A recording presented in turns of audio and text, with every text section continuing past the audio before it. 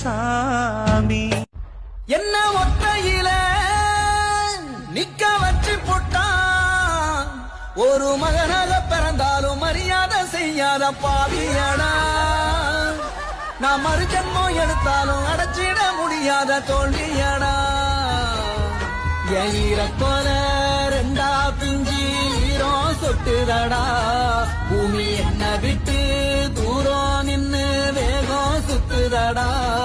யாரு கண்ணு பட்டோம் வீடு ரெண்டு பட்டு போச்சு. ஒரு மரியாதை குறையாத மனுஷங்க இப்போது வீதியில